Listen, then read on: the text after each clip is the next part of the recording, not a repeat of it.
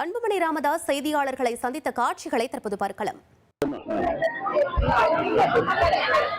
அன்பு ஊடக நண்பர்களுக்கு வணக்கம். இந்திய தேர்தல் ஆணையம் விதிகளின்படி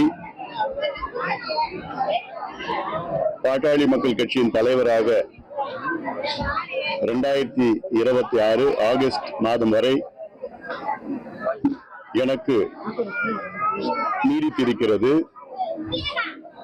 இதை எதிர்த்து டெல்லி உயர்நீதிமன்றத்திலே வழக்கை தொடர்ந்தார்கள்.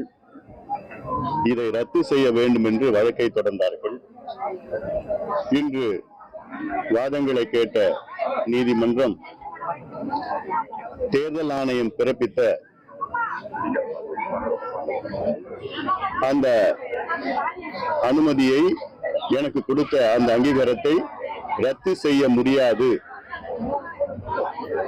என்று,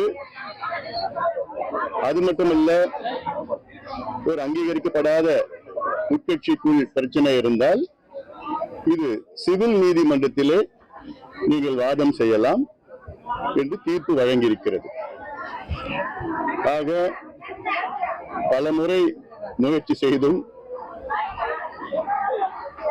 என்னை பாட்டாளி மக்கள் கட்சியின் தலைவராக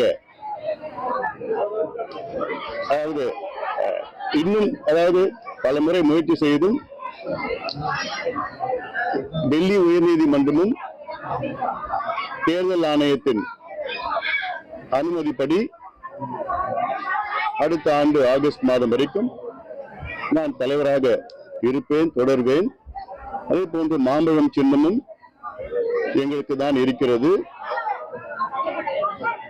இதே போன்று 2 மாதங்களுக்கு முன்பு சென்னை உயர்நீதிமன்றம் நீதியரசர் மரியாதைக்குரிய திரு ஆனந்த் வெங்கடேசன் அவர்களும் இதே தீர்ப்பை தான் வழங்கினார்.